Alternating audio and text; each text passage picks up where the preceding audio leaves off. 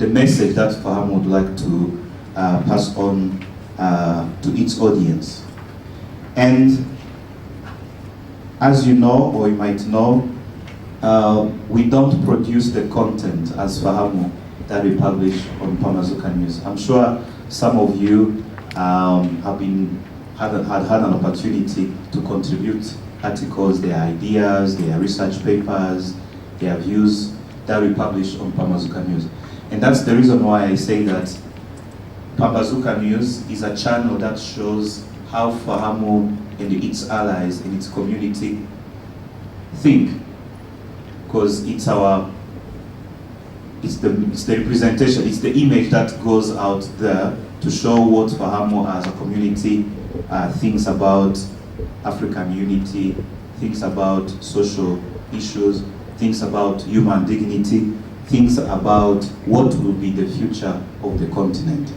And we encourage you to continue doing that. So, as much as we want you to give us ideas on various other projects that are there, we would like you to also continue reflecting and thinking about that work via your writings on Pambazuka News. So without delaying, I welcome you all to this discussion, and it's a very open discussion, very free meeting. You can have any intervention you want, which will be facilitated by my colleagues here. Thank you very much, and let us discuss openly about our work in the coming 20 years. Thank you. But basically, we are very deliberate about investing in the capacities of youth as agents of social change. Yeah?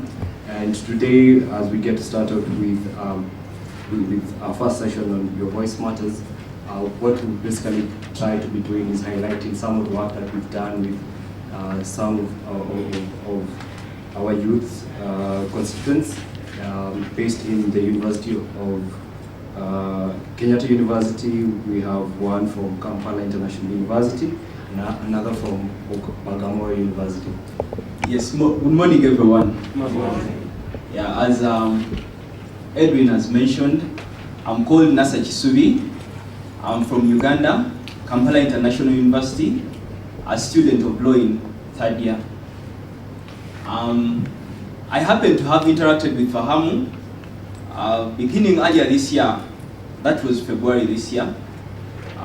It happened to run an ESC competition where we had to submit in essays, and those essays were involving 9 different topics, where a person had to choose a topic of their choice, and from that topic you had to write an essay that was supposed to be submitted in to Fahamu. So I happened to have submitted in, to have been one of the people who submitted in my essay, and successfully my essay went through. So through Your Voice Matters, later on, we were informed that we are to run projects based on our essays. My project was concerning climate change. I am a person who is so passionate about what is really happening around the world, especially climate change. Matters of climate are my heart. So I picked a story. There was an incident that happened actually in my home area, and there was a certain lady who lost a child, and this child died because of hunger. So she buried the child alive, and this was telecasted over the news. So it caught my attention, and basing on that story, I wrote my project.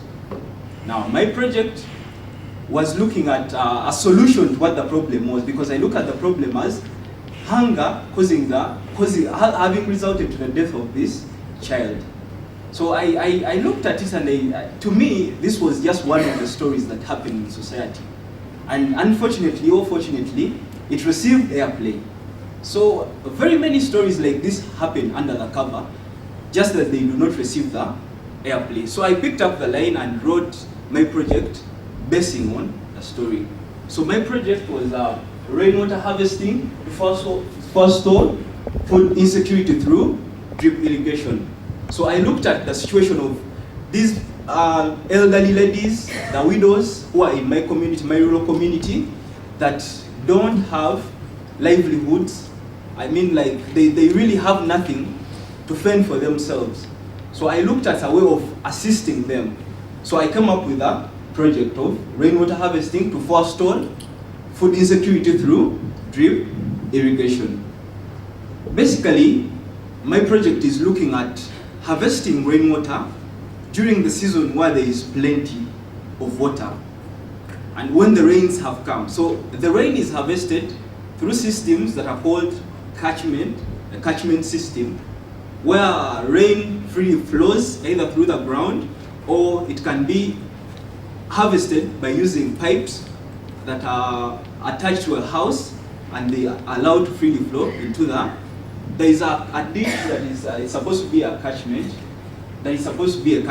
So that ditch is supposed to hold the water for a certain period of time where the rains are constant.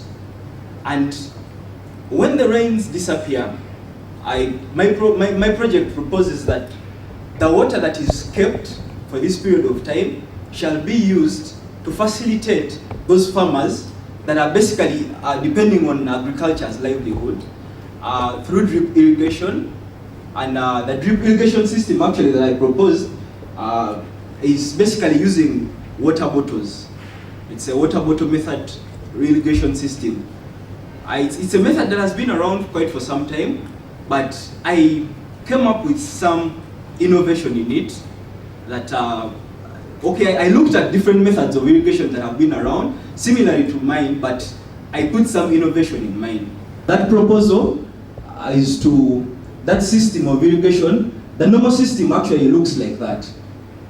I'm sure many of us have come across that system where a bottle is cut at the top and then it's placed adjacently to the plant and trickles of water drip to the plant. And this sustains it for that period when there is lack of rains. So basically this is the catchment area. The catchment area is supposed to hold water. When the rains have come, it's supposed to hold the water for that period of time when the rains are in plenty. Yeah, so when the rains are in plenty, actually it's the project so far hasn't yet gone so far, because we propose to cover the catchment is supposed to be covered to avoid evaporation, because evaporation actually has become, it's a very big problem with this system. So we've proposed that we put up the certain poles are supposed to be placed on top to prevent the evaporation of the water. Yeah, so basically what happens with this system is that a hole is drilled. A hole is drilled at the top. This is the normal system. The hole is drilled at the top of the water bottle. A bottle of around this kind, but slightly bigger than this, around 1 liter. So a hole is drilled at the top, and when the hole is drilled at the top, they place the bottle, just like we had seen previously, adjacent to the plant, and trickles of water drop to the plant. And this can be, the intensity can be increased depending on how much you want the water to flow. So you can as well drill 2-3 holes depending on how much you want the water to flow. But my system is different from this. So whereas the normal system is as this, my system is this. My system proposes that the drip irrigation is placed, the bottle is placed upright, and the hole is drilled at the bottom. So that's where my innovation lies. Now the system is to the effect that whenever the lid is released, to the extent at which the lid is released, the air pressure is let in and water drops to the extent of how much it's released. So the farmer can easily use this system to hold water for a certain period of time. So if the farmer feels like they need to irrigate, they can as well close the top completely and water will not flow. Because the more you open the bottle top, the system allows air to penetrate in, and it drips according to the air pressure inside. So if the farmer feels like probably he has spent a week without irrigating the plants, he can probably increase the intensity of the bottle, and that the trickles would come at a higher intensity. If he feels like it has been enough, then he or she can close to the extent at which he feels it's satisfactory to the conditions that are available. The project, as you can see, this is the actual project that is taking place at my area, my home area. Yeah, we have already secured a location, a site location for where the project is going to be. Unfortunately, I've been having exams for the last 3 weeks, so the project had stalled, and it's a distance, because about 130 kilometers, that's where my home area is, and I'm in Kampala catching up with studies. So as far as it's concerned, we've secured a site, we've secured, this is the wood I was talking about, that is supposed to place on top in order to prevent the evaporation. So with this system, we are looking at, because I have looked at the community, and we want to use it as a pilot, to start with around 8 households, about 8 ladies in particular, that it would aid, because we are looking at, one, trying to give them some kind of employment, as I told you earlier with my story, that the storyline that I based on to write this project. So we want to assist them with some form of employment, because we want to, my project proposes that they carry out growing of vegetables, because through, actually it's a conceptual internalization of the different aspects, from the catchment to the drip irrigation, then to the planting.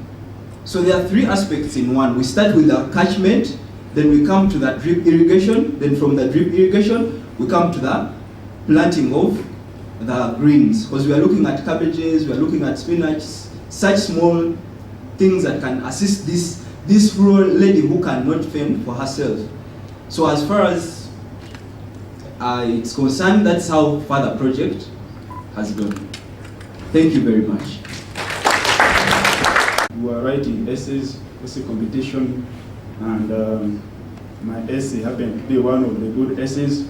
And me, I am an educationist by nature. I like education. I like seeing people studying. I feel bad when I see people not going to school. I feel bad when I see students studying and they are not performing properly. They cannot do well.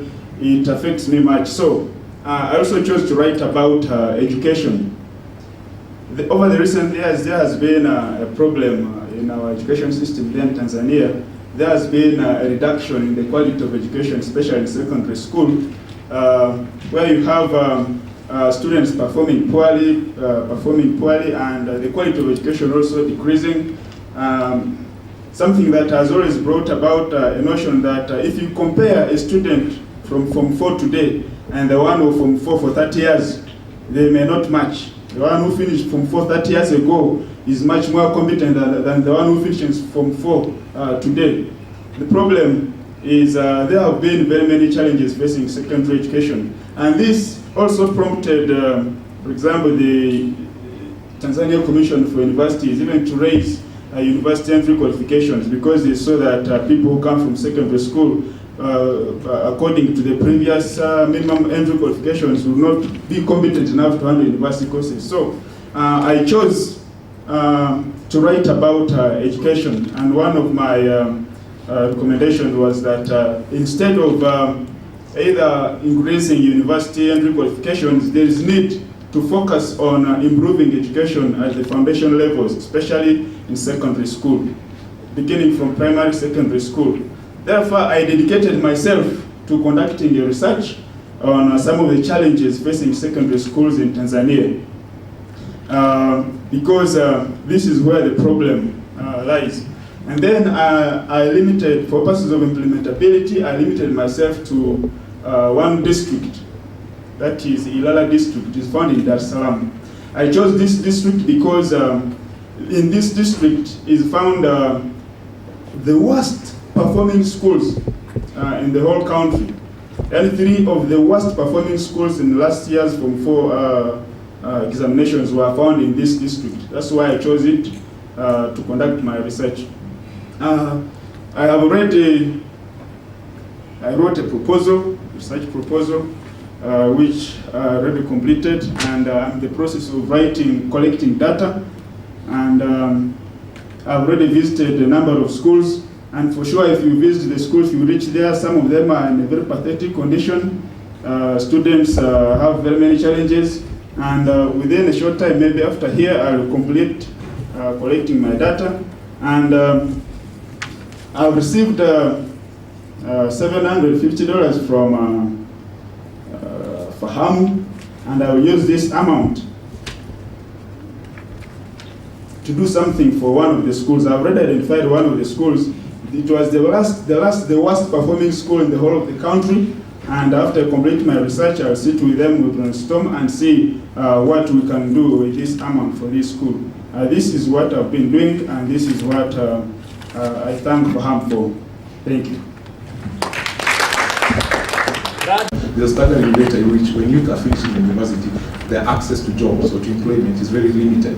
So you realize that they actually cannot access jobs. So the other option for youth to access, to start a business, is probably to start a business, an employment, like to start employment, get finances, start employment. So this problem, the core of the presentation is to create an African solution to an African problem. So the core of the problem of them accessing finances is that the ways of an initiative by the government to access finances for youth, it has limitations to it. For example, you have to have registered a business name and had it run it for 6 months. So you get to realize that most of the youth are not actually able to register a business name because it actually takes an amount of money to register a business name and to run it for that period of time. So it really limits them from starting small businesses. So the project in itself, I'll just go quickly.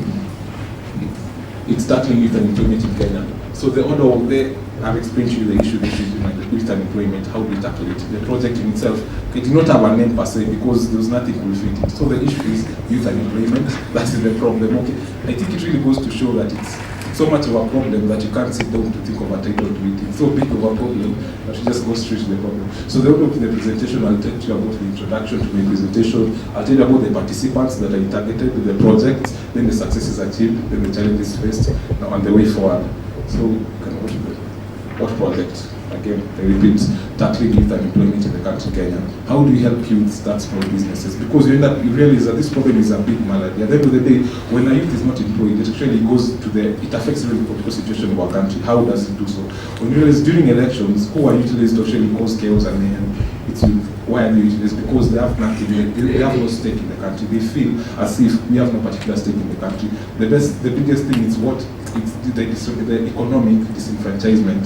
It's because if they had a business to run, they had a purpose in life, they had something to work for, it would be very hard for them to use politicians to cause chaos or violence. So you see, it causes youth to get into a lot of criminal gangs. You hear over so frequently, you see the news, criminal gangs being shot down by officers. Why are they getting shot down? They have no employment. Why do they rob? Why do they steal? Why do they come and rob houses and cars and all these things? It's because they have no source of employment. It means they need food to eat, basically. So this is the problem we're seeking to solve. So how do we solve this problem? As I was elaborating, you will see that the biggest, the core source of this problem is the lack of finances. So youth can't start businesses, especially youth who finished Form 4, perhaps they did not perform that well, they can't start businesses because they lack adequate finances to do so. So how do we solve it? We create a finance app, a very simple finance app for youth to access finances to start small businesses without necessarily having to do a lot of formal requirements. And so that is how we solve it. The project had these participants. The first one was Frank, the second one was Jerry, the second one was Moses, the fourth one was Victor, and the fifth one was Ellis. So some have pictures, a majority of them, but some I could not get. So you can just projects. So Frank and Jerry, they started brand new businesses of selling smokies and eggs. These small businesses that you see across the highways for selling smokies, eggs. So I managed to the access finances to start these small businesses to start as a start employment. They came up. For example, Frank had no employment completely, the same to Jerry. So they actually, and they finished before. I'll tell you a story when you go further. Victor, he replenished his stocks, I'll explain it further. There's a story for all of them. Ellis and Mose also had a problem with their businesses, which we helped to innovate and to replenish their businesses, in order to reinvigorate them. You can start with Frank. So Frank is 19 years old. Frank finished his KCC last year in Naivasha. Unfortunately, he did not perform that well, so he could not access university education. So it means that Frank had no source of employment. So Frank has been doing odd jobs, been trying to get employment ever so frequently, just trying to get employment at any particular place, but he's unable to because he has no qualifications. Okay, there's a joke that goes around in Kenya. Kenya is the only country where you finish university, then the first interview you go to, they ask you for 10 years experience. So he had a problem of getting jobs. He's trying to get all jobs, you can go back there. So he says he wants to start a small business to earn a living to support his mother because they are from a very humble background. He lives in Mathare North area. Realize that most of my projects are targeting two areas, Mathare North area in Nairobi and Githurai 44, it's also still in Nairobi area. So we talked with Frank. After talking with Frank, we had an interview. I listened to it because the core of my project, I wanted to talk to the youth. We have lunch, we talk, we tell me about your ideas. I see after a sequence, because I didn't just speak him, I came from a period of observation. I never first told him about the project. I knew him because we are friends, we live in the same area. So I knew him for a while, so I observed. After a while, I called him to talk to him, to see his ideas about him, where he lives, his brothers. Then after realizing that this is a person who actually has a business idea, what is lacking his finances, he wants to do this, he just doesn't have the finances. And he's honest, I know where he lives. I got a copy of his ID card. In fact, we entered into a contract, but that's taking another part. So the next step was how do you help Frank start up? So we went to this shop. This is a shop just across the area to help Frank to start a business. The name of the business is to sell smokies and eggs. So we get to this shop. This is the shop in which we purchased the smokies and eggs. That is Frank. This is the Jico, the first Jico that we bought with him. We bought him from this shop. This is the next one. We bought with him the Jico, initially that he got the Jico. This is the process, because this is the most pictured part of the projects, because most of them I did not get to be part of every single aspect of it. We bought it, we put it in the motorcycle, then it was taken to this place, yes. We went to the supermarket. These are some of the supplies that we bought for him, because you see, like a small smoky place requires tomatoes, salt, a lot of more things, everything from knives to forks to everything. So we made sure we went to the supermarket and got everything Frank needed from top to bottom.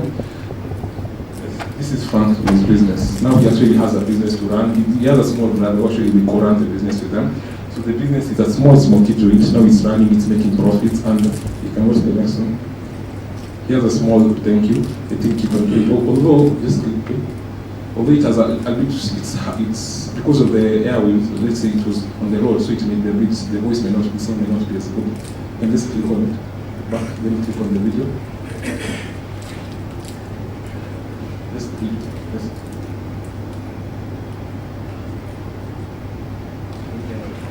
Yes.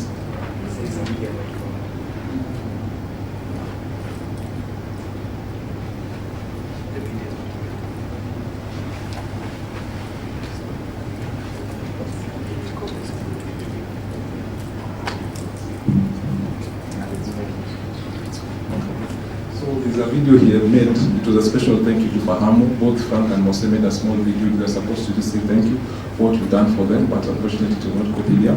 But it's a video basically just says thank you, because no Frank has employment, he has a steady background, he's making profits, life has started for him. Because he's very thankful, he was saying that to him, life really had, he did not know the direction to which his life was going, because he was not getting any job, any employment.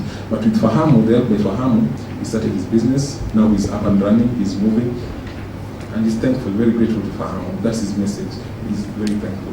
The second person is called Mose. Mose is also my friend. I normally buy smokies and eggs to where he lives. He also lives in Mathare North area, so he's currently trying to make enough money in order to, also the same story, finished Form 4, didn't perform that well. And furthermore, in addition to that, his family was not well, did not have enough finances to take him to college and all that. So he's trying to get finances for him to take himself to college, to school himself. For example, he did a certificate in computer, so he's really trying to get people to start to take himself through school, but he's unable to because he lacks the finances. So he starts a small business for selling smokies and eggs. Unfortunately, during the electoral period, you realize that in Kenya there was a bit of chaos, especially in the Mathare North area, because after the result, the second election result, so his shop was destroyed, his glasses were broken, his lost supplies, he couldn't open every day. Such a business is very sensitive. You need to open every day because your profits are based on you opening. So he couldn't open. In fact, there was a big challenge with the project. He couldn't open, his glasses are broken. So his business basically had his loans, supplies, it requires a lot of things, no profits coming in. So it's at that point in time you realize, hey, it's a hard point, the business is at post. So how did you help Frank? I did not get a lot of pictures about in the process, but this is basically what we bought for Frank. We bought for Frank Fahamu bought for Frank a glass. That is a glass for his business. We bought for him the tomatoes. and generally renovated his business so that he could actually continue. It helped him with supplies, fresh stock of supplies. Now there's a thank you video which was after this. Fortunately, it's not, let me copy it. Also, Frank. Maybe I could play them after. Yes, okay. So I think they played the videos after the PowerPoint. So they made 2 videos. Also say that thank you video to Fahamu for what they have done for him, because now his project has kick-started. Now his business is continuing. He has enough supplies to do his business. He started again making profits. It has expanded. You realize the previous one had a very small class. It was a very small place. So it was expanded to get a wider place for him to do his business. So he was thankful. At least now, even with the election results, after all that trouble, he actually went and moved further, and his business is moving on successfully. Victor is the third young man who Fahamu touched during this period. Victor's story. Victor also the same story. Realizes there's a pattern to it. He's finished his Form 4, didn't perform quite well, comes from a lonely background. It means he cannot afford to go to college. The parents can't take him through. So how does he survives by basically being a waiter in different hotels. So he's a waiter. Then during half of the time he's a waiter. Then he saves up. Then he has a small shop. So this small shop is what he uses. He's hoping that in the long run, if he gets enough money, he can actually take himself to school. But again, what happened was he lives in Githurai 44 area. So what happened was the same thing that happened in the 2017 election. So in 2016, it really caused a lot of problems in terms of businesses, and his supplies were really low in terms of he couldn't run the business very well. It's this one picture because he sent it to me. I never got a chance to go and see him because he was bereaved this recently. But his stocks basically were very low in the business.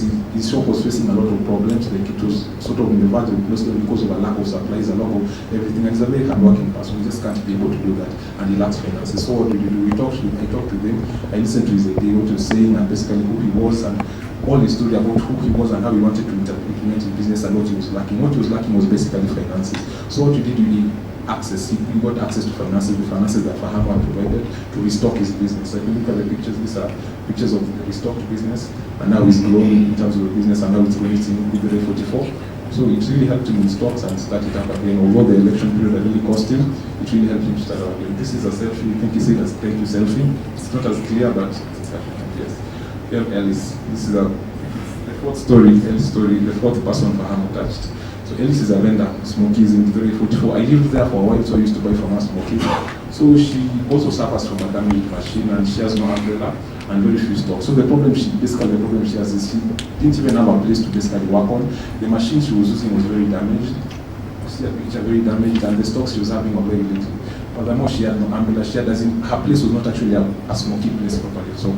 So again, we listened to her idea. The problem she had is she did not have finances to do all these things. She wanted to improve her business, to do all these things, but she did not have finances. So what did we offer? We offered a platform for her to access finances to improve her business. So through the finances, Fahamu was able to purchase a new umbrella and have a machine to work. It was basically just, if you watched something called Pimps on MTV a long time ago, where they take your car, then after a while it's changed everything. So that's what happened in the project. So unfortunately, this is just the old picture of our project. We never got the new one because of the time, and again, likewise, they faced the challenges of an exam during the course of the project. So this is the old music that we got. But right now, there's a person who we were dealing with in that particular area. He told me she got fresh supplies, she got an umbrella, she reworked a machine, everything is more fresh, it's better. She's okay. You can go back. Go back. So her business has now been revamped and it has been re-established, and now she's making better profits and working for it. And she's thankful, again, very thankful to Fahamu. Just that if I go to the projects and videos, so you can move to the next one. The next one, the other person's story we touched is Njeri. Njeri likewise is Njeri, how I got to Njeri is through Victor.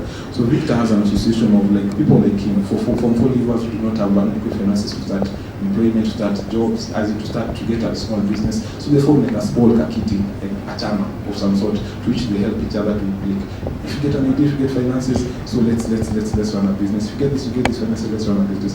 So the problem is there was a person who was a lady called Njeri in the group. So Njeri had an idea. She wants to start a smoky place because she's connected to a person who supplies smokies and eggs, but she did not have the finances to start a small business.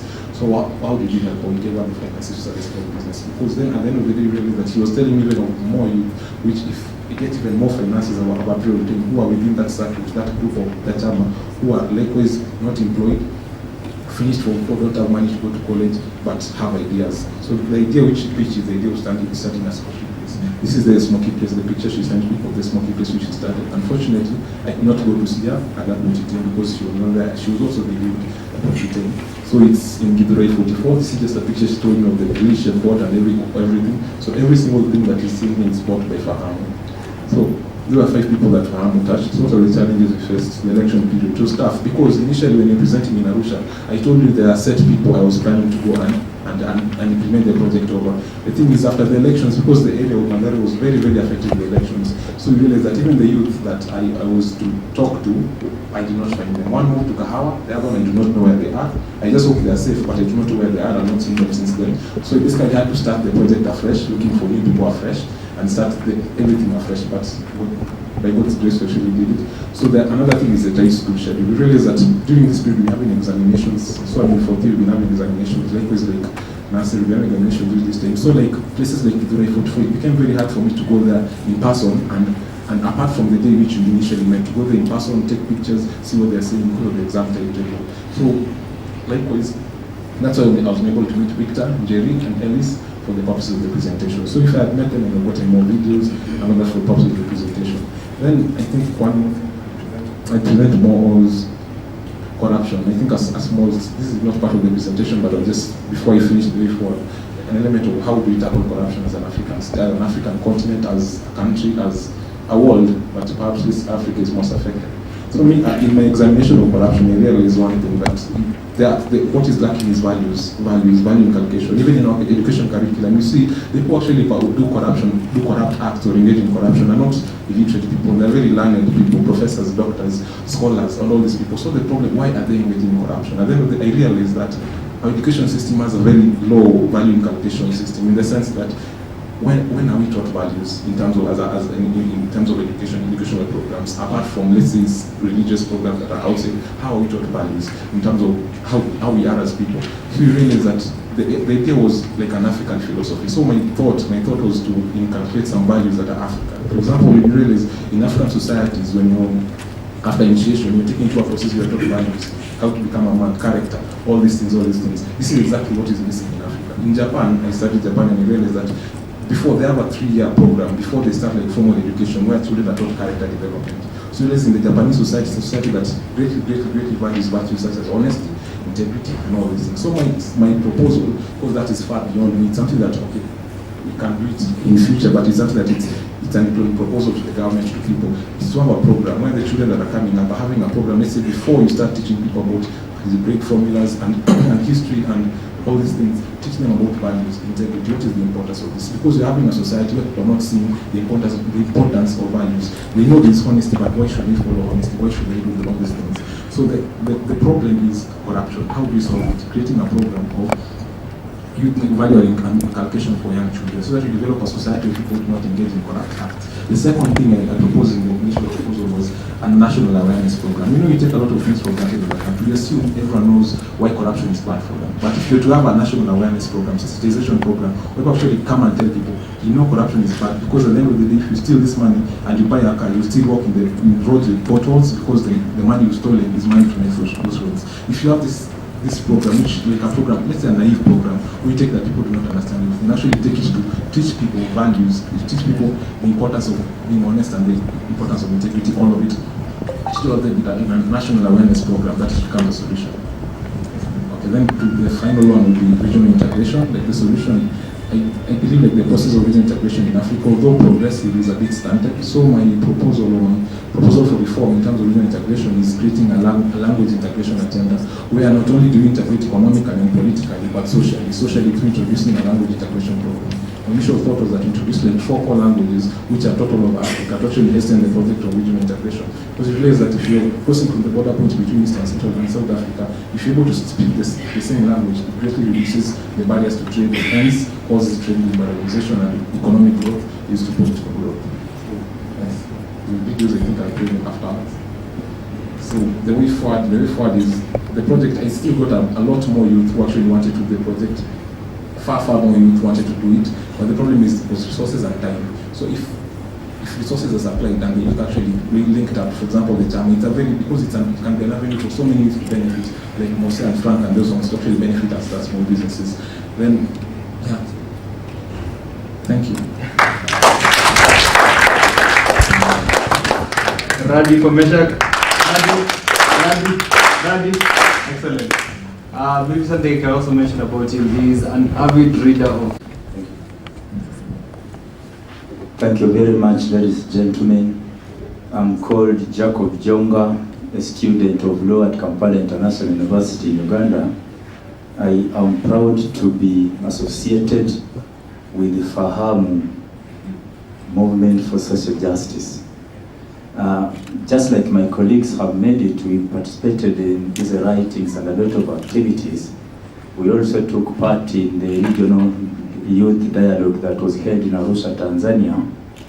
And I personally wrote a proposal about East African integration and the matters of regional integration and the youths in particular to this aspect. And I also went further and was looking at the role of the youths in the political activities, political leadership and democracy. Within the short period that I've been given, the 1 minute, what I can emphasize on is that I was inspired through Fahamu programs, and when we went back to Uganda with some of my colleagues, some of them are practicing lawyers, we were inspired to form a movement for electoral justice in Uganda. Hence there is an organization called Center for Electoral Justice and Research. So we look forward to consult anybody, especially Fahamu or any other organization, to ensure that this is meaningfully implemented. I thank Fahamu very much. Thank you very much.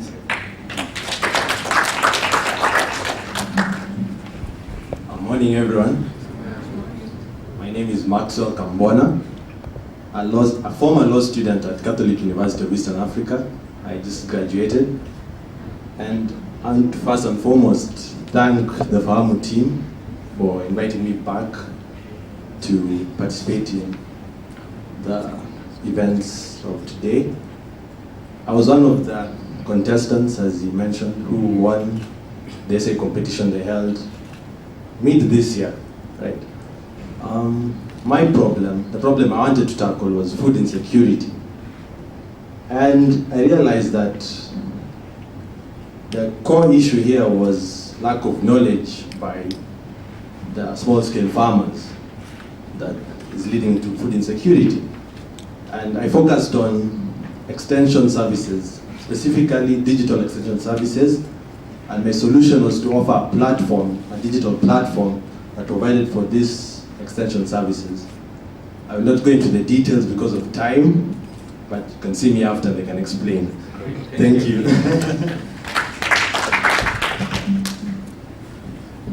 Hello everyone. My name is Sylvia Gavoni. I'm a second year law student at the Catholic University of Eastern Africa.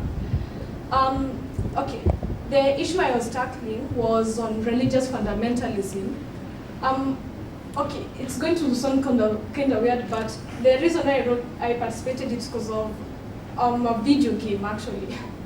I enjoy playing video games because it's my way of interacting in the world since I'm a bit of an introvert. So I went into the history of maybe a lot of conflicts in the world which are caused by religion, like through the Spanish Inquisition, the Crusades in the Middle East, back in the 1200s. So I realized that a lot of these issues of religious fundamentalism are caused by a lack of knowledge and a lack of exposure to outside perspectives, outside of your own mindset. The solution I came up with was, it's an issue of just inseminating knowledge, because I felt like matters pertaining to religious fundamentalism are limited to those in academia. And when I asked a lot of my colleagues back in school, they said they weren't aware of the issue. And I realized that if more people have to become aware, maybe it's a small step in the right direction. If more people can become aware of the issue, maybe we can be a bit more open-minded and respectful of perspectives which are not our own. That's all I have to say due to time constraints. I thank the Fahamu team for giving me this opportunity to present myself before you and tell you what I believe. Thank you. As a network for social justice. My name is Emmanuel Lado Morris, a South Sudanese, a student from Uganda, Kampala International University. I just graduated last month, bachelor's in law. Yeah, that's it for him. Thank you, I'm humble. My research was based, the title was Enhancing Refugees Integration in the Host Community. Now, with that heading, the concern or the problems or the facts I observed on the ground was this.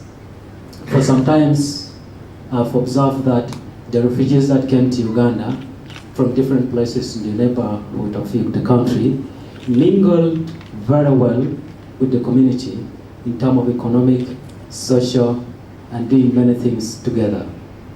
However, the concern was there was no clear rules or regulations or policies in place how these people interact. If you get down to ask them, how do you do it? They tell you, we are just here. The host community tells you everything is okay and well. Now, I thought what could be done to formalize this integration or perhaps this social togetherness that the host community and the refugees are co-enhancing among themselves. So I thought maybe could we have any better practice that can be put in place? Can there be any policy? Can there be any regulations in place, even if at the local community? So my research was based on that, and then I was looking in terms of trying to talk formally with the local community, the elders, and come out through the whole, with one side the host community, and on the other hand the refugees, as well as of course the stakeholders, which is the government. So that was my project, and then of course it's a sensitive project. It's not an easy one. Thank you so much for the opportunity. Is reflecting on the work and the interactions we've had with Fahamu. What is it that you can say perhaps we can want to focus more, or even maybe improve on?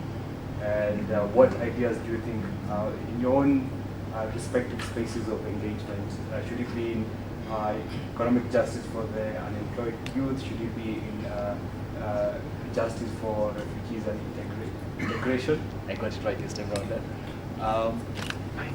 It's not working, I'm sorry. So basically I'd like to hear your thoughts on that, and maybe you can pass the mic around for anyone who has. Okay, thank you for the opportunity. My thinking would be this. First of all, I want to appreciate Fahamu for much of the work it's doing. Fahamu is doing a lot of informative information, knowledge, and even getting down to the ground through helping different youth at different capacity. Just like the projects my colleague mentioned, these are some of the projects that are getting down to the root, and personally, people from the ground are able to feel those changes. And with that, I want to thank Fahamu for that.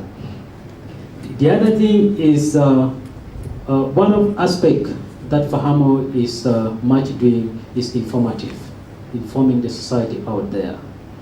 Perhaps one thing I would mention, the constraint, especially with the youth, is this. The informative information Fahamu is relating to the world or Africa at large is educative. And again, the basis that one should have some little bit of education, be able to read and write. Read and understand English, or perhaps Swahili, okay? So without these two basic languages, it would be difficult to relate or to cover. And then, much as this is a language barrier issue, the other thing, my concern with the youth is that the youth of today, in many cases, they don't like those kind of informative information. sites or websites that are educative, that can help, many of them are reluctant. If we relate or begin to follow on issues which are educative, very few use, like you see, few of us are here because we're able to follow the advert that we're given in our respective universities, be able to follow the website that was put there, and then toil, take some initiative, some effort in order to follow up, write the essay, submit. That's why today we are here. The problem with the youth is that many of them are lazy. They are not able to take initiative. They don't want to toil. And that is where the big gap is. And I don't know, Fahamu, I would request my humble prayers that Fahamu, if we can, try to change this attitude from the youth. How can we do it? Do you have any suggestions on how maybe Fahamu can? My idea is that from ourselves, if we may use that as example, once we get back to our colleague, whoever we relate with normally, in our usual interaction, our daily interaction, we need to enlighten our fellows. We should stop this social network for WhatsApping, Facebooking, because you will see the youth are very responsive when it comes to photos, and then everyone able to say, that's a nice one, good one, thank you. See? But can we crack our mind, try to think something reasonable? Can we think on something to do for Africa, for ourselves, for our family? That would be best. And somehow it's simple, it's only the ideology, the thinking that we need to think with from our colleagues. Thank you so much. Maybe just riding on that idea of social media and the use of it. I know Maxwell was recommending the use of social media as an instrument of social change through the youth. Maybe you can, I don't know, share your ideas or contribute to the conversation. Yeah, I'd like to disagree with his last point on Facebook and WhatsApp, because the reality is we're living in a digital age, right? We're in the 4th industrial revolution. The big tech companies control a huge percentage of the marketplace. So you can either beat them or join them. It's easier to join them. I posit that. What if we sell ourselves? Okay. Yeah, so I disagree with that. I would like to advise Fahamu to focus more on economic and social development, specifically skills development in IT, right? As my brother Mesha spoke about the small jobs entitlements and how the young people don't have jobs and all that, I wanted him to speak about how we'll use IT to develop their skills so they can scale their businesses. Right? As we move to the future, as I've just said, some skills will be unnecessary, some jobs will be obsolete. Right? These young people who are starting their smoky joints will need to learn how to compete in a marketplace where things are moving very fast. Right? If you want to expand your smoky joint, you probably need a VC or someone. A vice chancellor. A venture capitalist or something. A small, yeah, you need to have skills that they see that, oh, I can invest in this because this guy has this the type of skills. And I believe that IT is making that easier. There are so many applications that can help the small smoky guy account for his produce, manage his expenses, right? And if he doesn't have these skills, then his biashara won't grow. So I think Fahamu, I don't know if you do, but you should have more projects that focus on IT skills development, maybe coding camps and the like. Yeah. Any other opinions? Well, not necessarily rebuttals, just opinions about what we can do. And for the record, Fahamu espouses, I like to believe we espouse progressive ideologies. So we are less into finding venture capitalists that will partner with youth. I'm more interested in empowering youth to be, as I said, agents of social change. Yeah? So, well, that's just a by the way. It's okay. okay, can't really say what I'm about to say is an idea. It's more that I appreciate that Fahamu, what Fahamu is doing. They're giving the youth a platform to speak out. Because, okay, if, for example, let's say there's a kid who's going to these fancy dinners with their parents and they're with adults, you know, half the time, whatever he says might not be taken into regard. Like, as in, you know, there's this mindset in adults, no offense to any other people here, like, what does this kid know? Like, is he or she wiser than I am? Like, it's giving us a platform to say what we may not be able to say in any other circumstance, because there's that, what's the, we are seen like we don't know any better. And you know, it's building up resentment because maybe we don't have these other opportunities elsewhere. And what I can say is please continue with these issues of the essays, maybe magazines which may, like we can contribute articles maybe monthly or depending on after how long they're published. Because it's giving us that voice. Because people say that we are the future, but it's just words and it's not seen in action. That's what I can say. And that's really, it's disturbing because the state of the world, it's not, I can't really say that we're in a good place. You see with all these politics, with all this hatred, we don't need to add to the negative side of the world. We need to add to the positive. And not just in words, also in action. We need to empower the youth to be able to speak out against injustice, to speak out against things which we know that are wrong. That's all I have to say on this matter. Thank you. And make it quick. Thank you. Once again, I'm Jacob. When I look at the role that Fahamu has done via inspiring the youth in matters of social justice, I normally look at it in particular to an area where I am most interested, that is politics or leadership. I happen to be one of the most blessed human beings of this time, since I have only seen one president in my life. And according to what's going on in the Ugandan parliament, there is a suggestion that constitution be amended against the wish of the people anyway, that the person who has led the country since I was born, who is now making 75 years, should be allowed to lead until either of the two things happen. Number one, God calls him, or number two, God sends somebody in form of Emerson Mnangagwa, such that, ladies and gentlemen, because of the events that have happened there, this is a fact. Action Aid, the civil society organization in Uganda, was closed. Its accounts are closed because of their role in inspiring Ugandans towards liberation that's being waited for.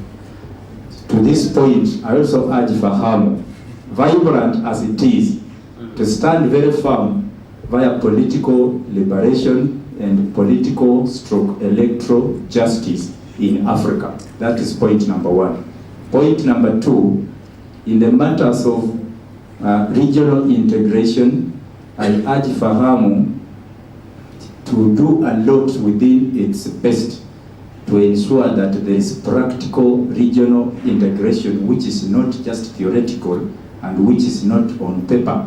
For instance, live example is that yesterday when we reached at Jomo Kenyatta International Airport, our brother here from South Sudan was stuck. He could not be allowed to come in before he pays certain amount. We are also very sure that tomorrow, when he go back to Entebbe International Airport, he has to pay again. And by theory, South Sudan is part of East African community. In practice, he has to suffer at every entry point. Thank you very much.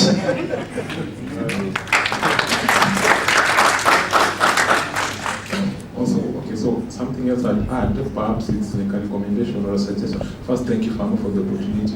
Again, as Sylvia said, it's it's good to be heard. At the end of the day, you can have so many ideas, but you don't have a platform to air them out, it becomes hard. So a suggestion and perhaps I'd make is perhaps reaching out to more people in campuses. For example, instead of, or like in addition to essay competitions that occur once in a while, you can even look towards the formation of like clubs and associations within the campus. For example, just a club for social justice, a Fahamu club for social justice within the campuses. You see, in such a way, you get to reach out to more youth, because an essay competition might just get some number of people, but if you have a club to start out in the campus, and let's say it's the club for social justice, Fahamu club for social justice, people interact, you have within it like different avenues, like you get projects and like plans, and we plan and they have projects, they reach out to integrate, you get to reach out to a higher number of people from like permanent clubs within universities, as many as they can. Then also, for example, what I realized during the project, I realized there are so many youth who wants to start small businesses, but there's a lack of finances to a level that you don't even trust when you come to them. Like, for example, some you're talking with, they don't trust, they don't accept it because they don't trust you. They think you're like some Ponzi scheme or something. So I was thinking, like, in addition to this program, like, you can have like a permanent program just for helping youth to get unemployed, to get employed, so that it's something that it's known, it has a name, it has something, even a Facebook page, it is something that when a person hears it, they can counter check it. You know, you just go to speak someone, I want to help people, don't think, they think you're the devil or something, as they do not believe it. As no one thinks someone can just give you money if people do. No one believes that. So if the platform is sort of institutionalized, a system of helping you getting access finances to start businesses, this institution is to something more formal, more something that can be referred to as this. I think that will create an avenue for more youth to interact, for it to be to interact, because I've seen there's a huge network of youth who just require that finance. Yeah. I can pass it over to Baraka. Helping closing. Thank you. We are so much grateful for the work that Fahamu is doing, especially engaging the youths at the universities. And this very engagement by itself is a very great motivation. When you wake up one morning, you have a fully paid return ticket to Nairobi, a fully paid accommodation and some good associating with very important people. By the time you go back, you think, Kumba, I can also become a... Yeah, but that by itself, even when you go back and relate this to these experiences to our colleagues, they get very much inspired. We are grateful, so we are so much grateful for Fahamu. I have one suggestion. One of the problems facing the youths these days is the problem of finding themselves on the wrong side of the law. In most cases, you find the youth, most of the times, not because they intend, but they do not know. The law is written in the books. The books are found in libraries, and very few people, very few youths will find themselves there in the library to read about the laws. So we find them either, especially these days with Facebook and Twitter. Somebody posted something last month. We had several of our youths in prison because they had posted something on Facebook. And this is not only on the youths. This very year there is a professor in Makerere University who was jailed for posting on Facebook that Museveni is a pair of buttocks. So if there was also a way Fahamu, through the youth, could also engage in enlightenment of people about the legal side. Almost every aspect this currently has legal consequences. You'll give some people some businesses, but he doesn't know even that he can make a contract. Basic principles of a contract, they are not aware. So they find themselves always on the wrong side of the law. So if there was a way we could disperse information, legal information, in a simplified manner, in languages that people understand, maybe Swahili, maybe Keusi and other languages, so they can understand at least some basic aspects of the law, their rights, knowing that if I enter into a contract, this is what happens, this is a crime, this is not a crime, it would assist a lot. Thank you. Less than half a minute. The other thing I want to add is that programs like debate can be created for students to interact, some topical discussions, and then sensitization and awareness among the students. I think these are some of the programs Fahamu can thank you. I'm giving 15 seconds. Yeah, thank you very much. Once again, Nasa Chisumi. I would just love to re-echo my colleagues' remarks. First of all, we would love to thank Fahamu for giving us this opportunity, because very many youths actually have ideas that they can air out, but they do not have a platform where they can air out such ideas. So when Fahamu comes up and through the different platforms like YVM, they come and roll out universities and give us these opportunities, for sure there is nothing else I can add but to say thank you once again to Fahamu. Ready for this, guys? Ready? Russia. Excellent.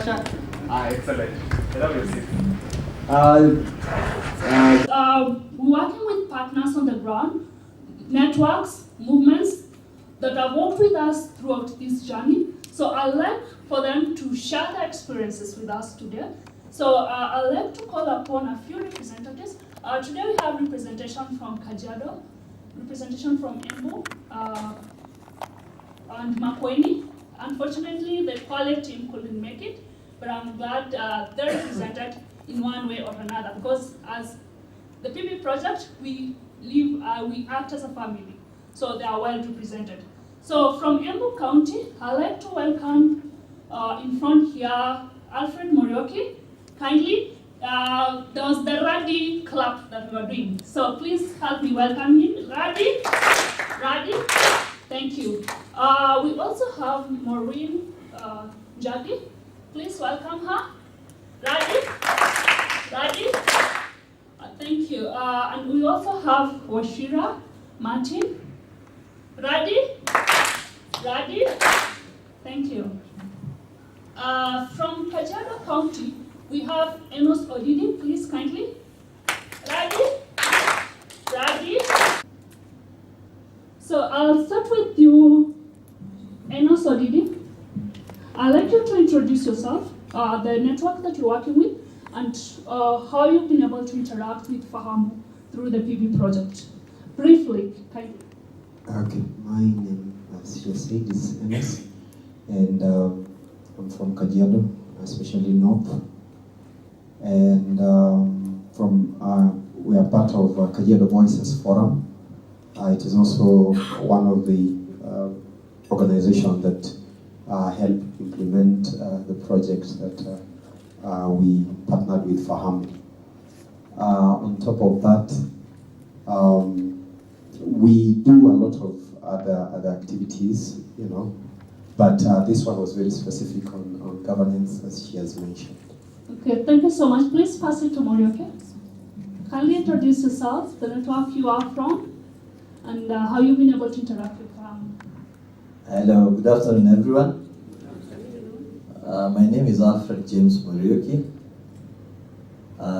from Embu Citizens Oversight Network.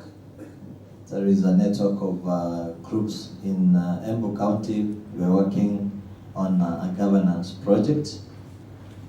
And I am glad that today we are here to share their experiences as far as the relationship and the working with Fahamu is concerned, more so on the participatory budgeting.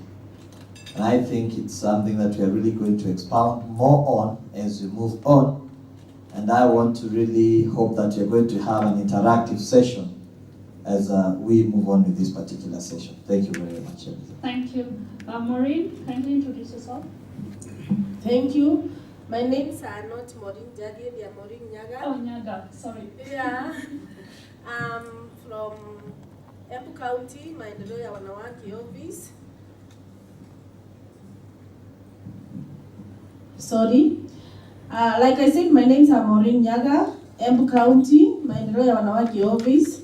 I've worked with Fahamu for the last 1 year. They landed in my office and we began the budget process and trainings together, and we have come a long way. Thank you. Hamjambo.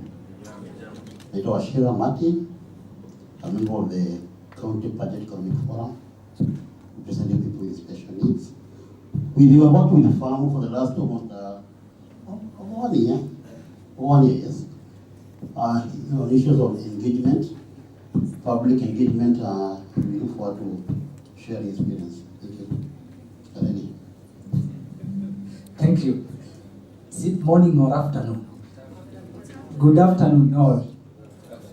My name is Geoffrey Mwendo Wakaleli from Makueni, working with an organization, Mama Mwiki Link Society, and as the name denotes, the is Makueni, Machakos, the Mui and the Ki is Mwingi and the Kitui. It operates in the southern Kenya, that is Makueni, Machakos and the Kitui counties. It has got its origin from Bunge la Mwananchi, hapa Nairobi, Jivanchi Gardens, back in 2004, got officially registered in 2006. On our way to growth, we partnered with Farm Africa, currently doing participatory budgeting in Makueni County. Thank you. Thank you so much. So direct to your experiences. So I'll start again with Odidi, because your Kajiado is one of the oldest within the project. So you started in 2012, right? So how do you feel that the PB project has evolved from 2012 to now in terms of implementation?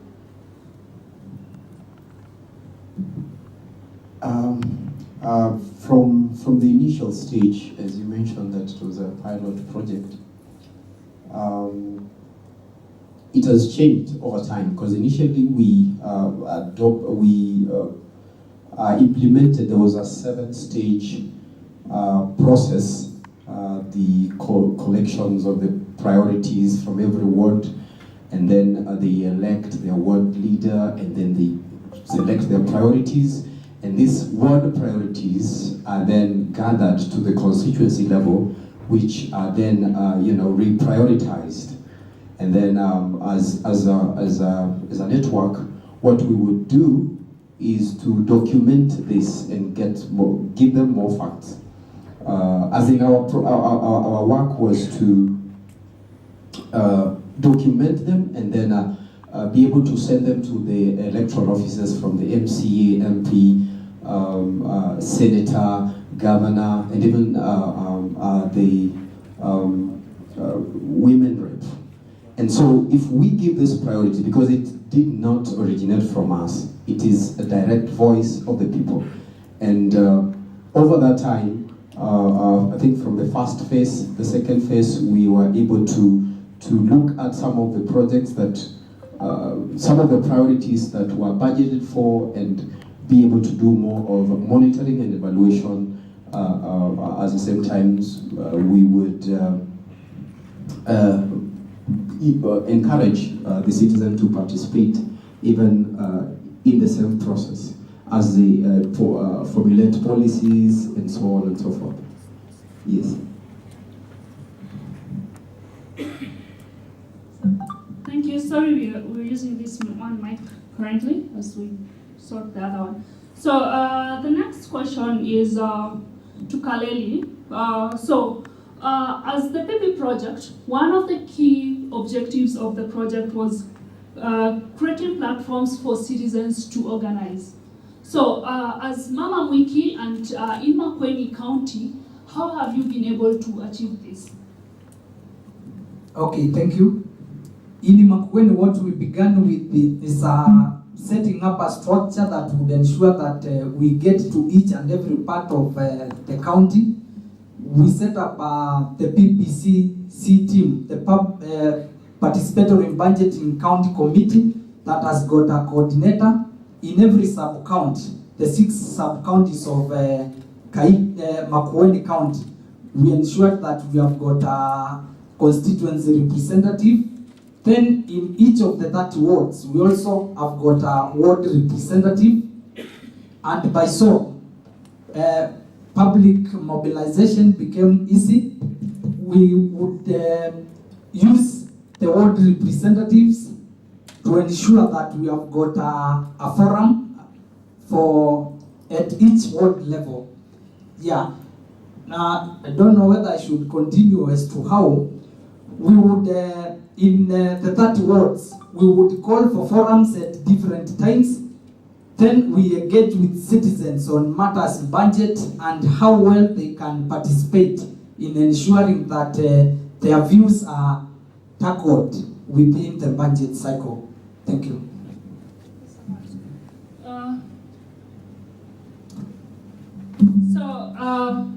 For Embu County, we started implementing in 2016. So if you can explain to the audience, Morioki, how citizen participation was before we came on board and how it's changed over time.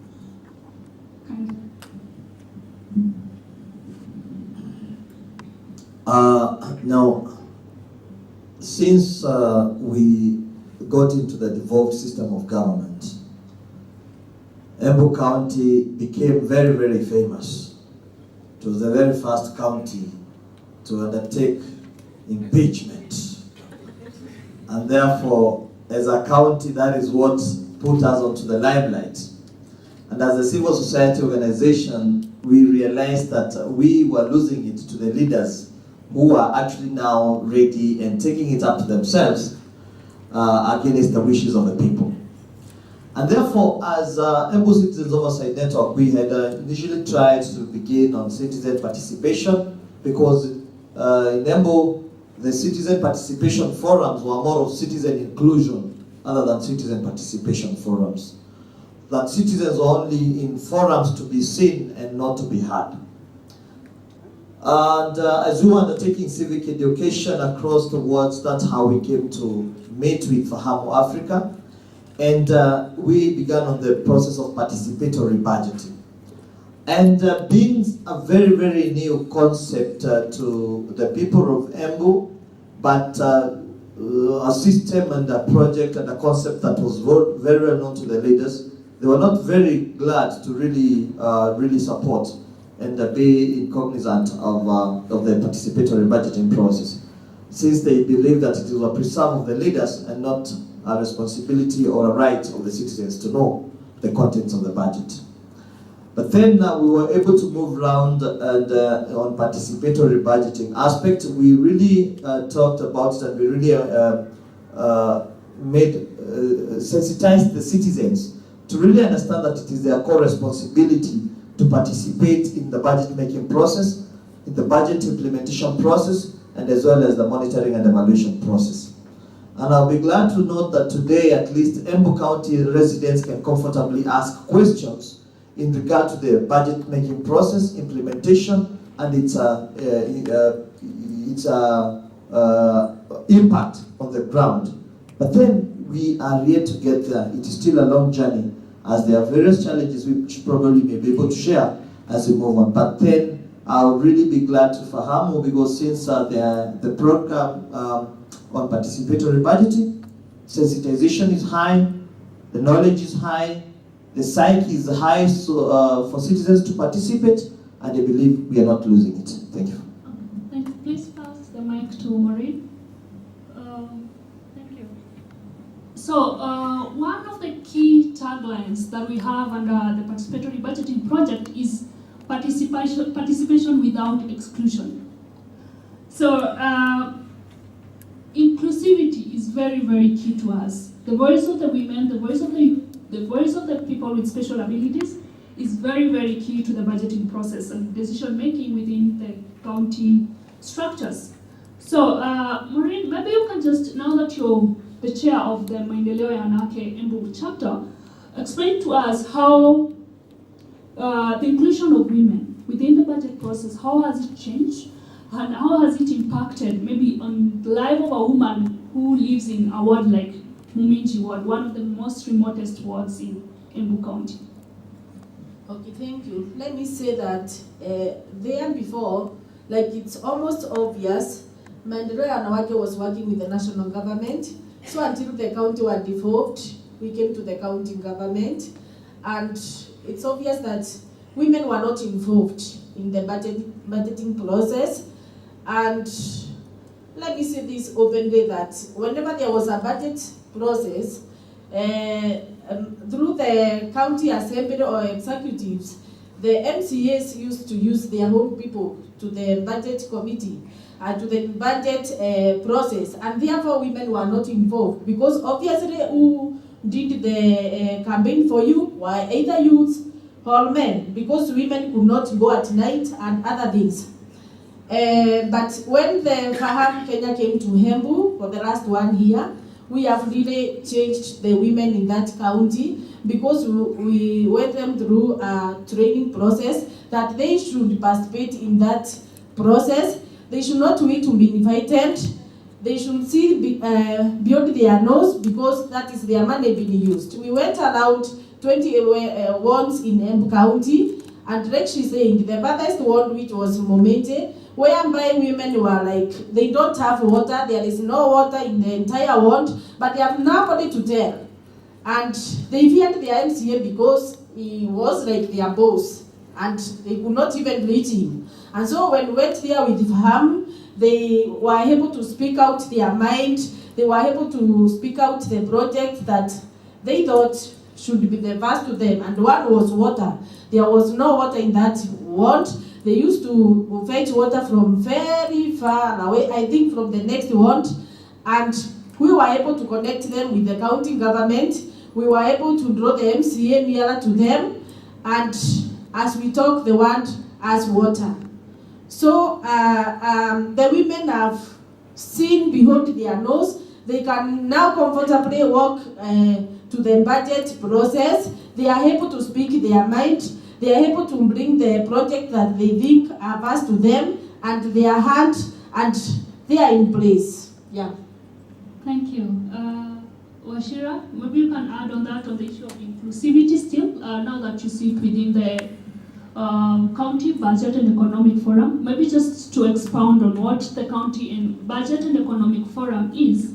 It's a body within the Public Finance Management Act that allows for representation of various interest groups to sit at the decision-making table with the county executive to decide on the budgeting process. So I'm glad, because we have two representatives here who sit at the County Budget and Economic Forum. Maureen sits in for women, and Washira sits in for people with special abilities. So maybe you can talk about inclusivity and the budget process. Now, I wish us to talk about how things were before Fahamu came to Embu. The level of engagement from the public, the executive, and the legislatures, the level was so down. These forums, the public forums that were being organized, were only, those people are called professional attendants. Professional attendants are these people who, whenever there are forums, they are the only people who attend. They are always aware. You will never miss them. Every forum, because they have links with the MCAs, even with some members of the public executive. So with this, I learned Fahamu, because when Fahamu came to Embu, we were able to go down to the grassroots. And going down the grassroots, we were able to inform the public what their role is, whether they are aware about these forums that takes place. Because in Embu, these forums only used to take place at the sub-county level. Imagine, we have 4 sub-counties. We have 20 wards. 4 sub-counties, we have 4 sub-county headquarters. Hebu niambie sincerely, hawa watu wanatoka huko mashinani. Wengine wanatumia wheelchairs. Wengine kutembea ni shida. So it has been a problem, and this is an issue where, at least after the forums with Fahamu Africa on the grassroots, we were able to collect issues, prioritize issues which we submitted to the executive so that they could include in their priority areas when they are looking, when they prepare the budget. However, there is the County Budget Economic Forum. Yeah, I'm a member of that committee. But to tell you, we were only inaugurated by Mika Cheselem. He came to Embu, yes. He inaugurated the committee. We were to be trained. My colleague is here, he can also say. and that was the end. We just remain on the names that we are members of the County Budget Economic Forum. Full stop. I think that one, because when they came, they tried to look for these names and so that they could train us. But still the training, they always yes, but when the executive or even the MCAs see threat. Because when we empower public, then we become a threat to the duty bearers. Is that true? So what do you expect? So wamekuwa wanatunyongea, kutupimia hewa. So hili imekuwa challenge, but we are still there.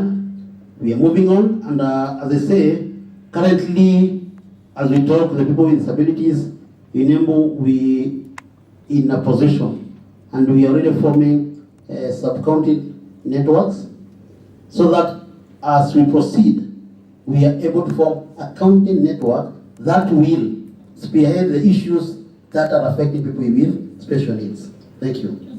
Thank you so much. Kaleli, how do you feel the PB project has influenced you individually or and also as a network?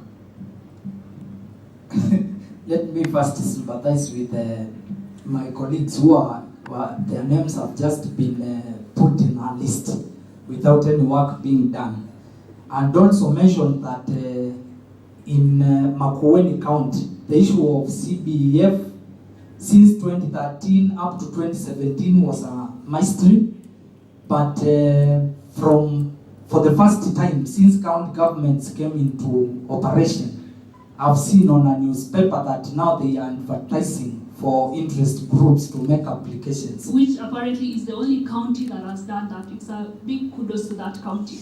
Yes. Yeah, and also funny enough, it has neglected the position of civil society in that particular CPF forum.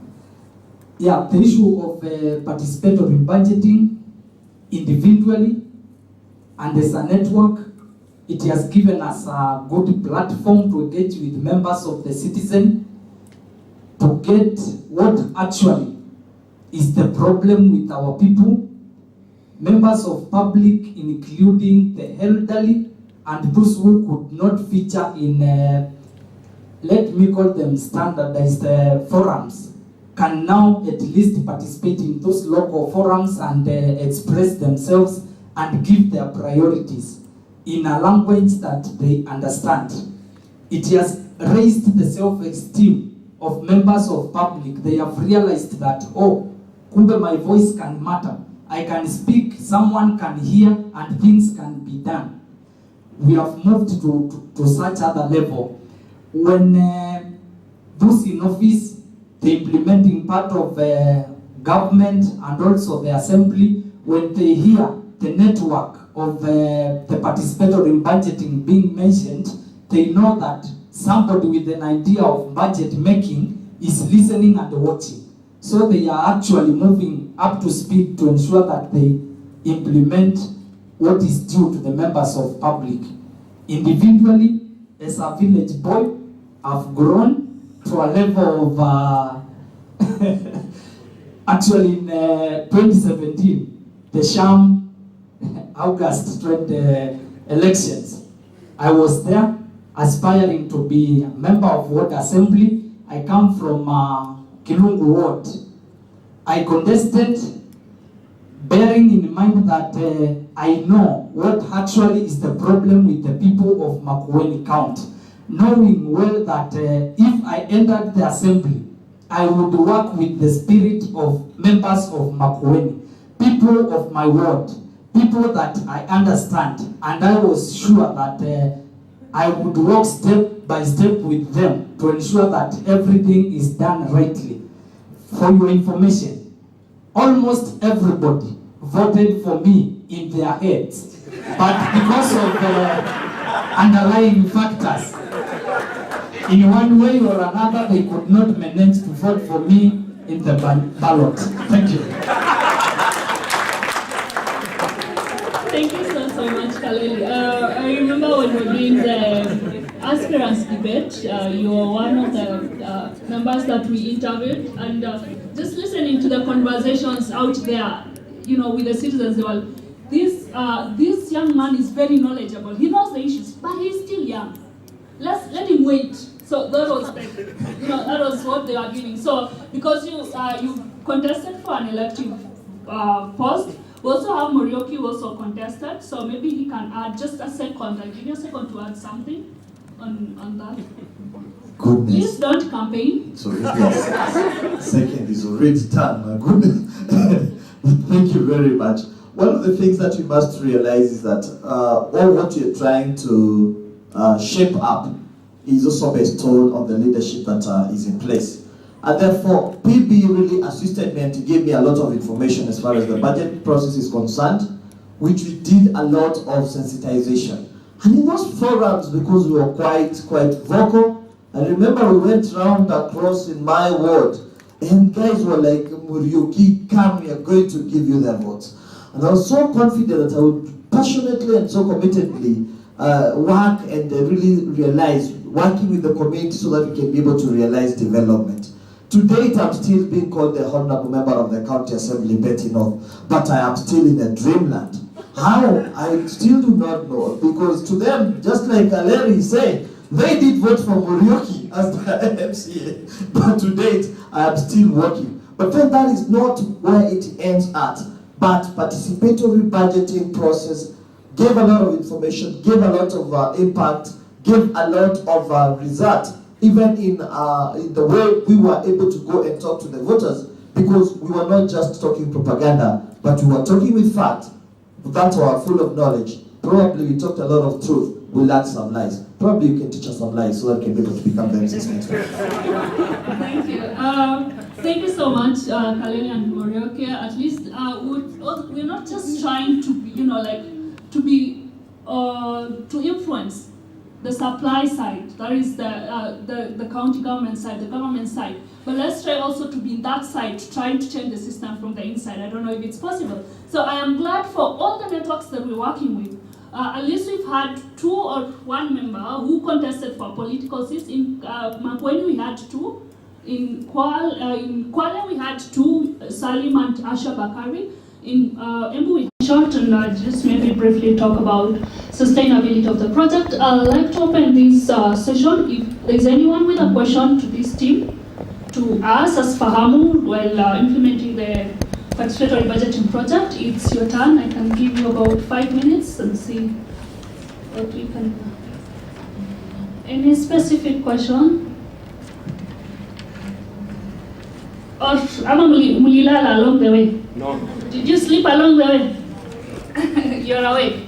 So still up for questions? There are questions.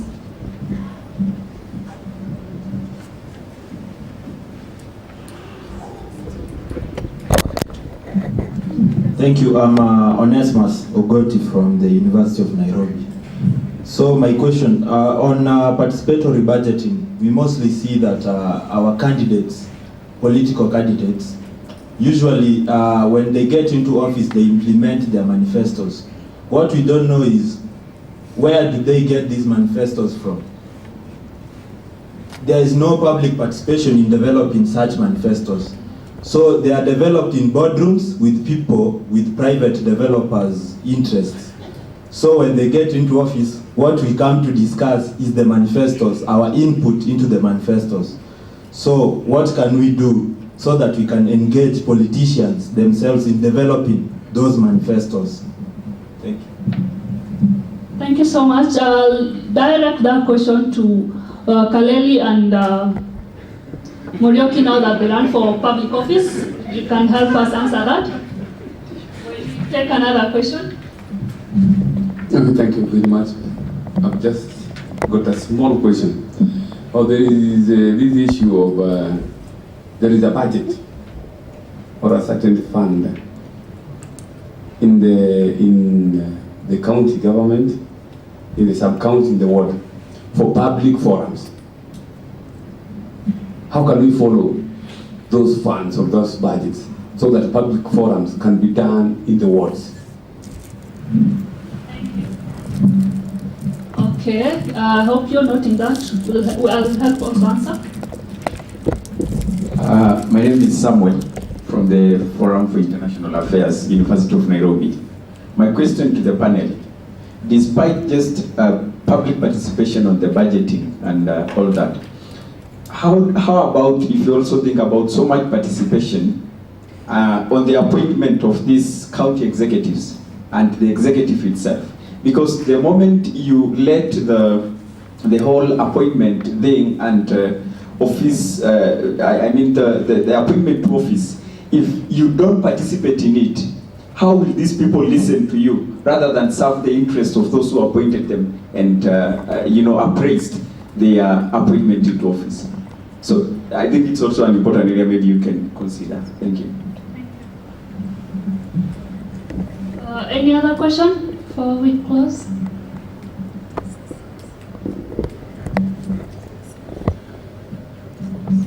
Yes, thank you for this opportunity. My name is Christopher. Call me Hauremo and I will answer.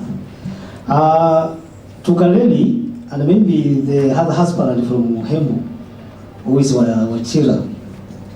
As we have seen in our count, Makueni count, now the entire assembly is full of wiper candidates. How do you focus the implementation of this session's budget, looking on the matter that we don't now have a strong opposition? Thank you so much. So I think I was almost closing the session. Thank you for the opportunity. My name is Mwangi from the University of Nairobi. I have a question. There's this joke that goes around Kenya that since devolution, corruption was also devolved. So my question is, what are you guys doing in fighting corruption while going about your business in the county level? That is. Thank you so much. Yeah, I'll kindly ask the gentleman, Washira, and Moses from Kajiado. So, for the last 4 years or so, you have been just in the paper. Are you really seeing the value of you remaining in the paper, or what action are you going to take? Thank you. Thank you, very valid question. Thank you. So I'll start with the first question on the manifestos and the political aspects. Please briefly, Muriaki, did you have a manifesto while you were running? This is why I say that participatory budgeting really assisted me, because I did not have one, but we had one. And that is where the backdrop lies. It was not my agenda, it was our agenda.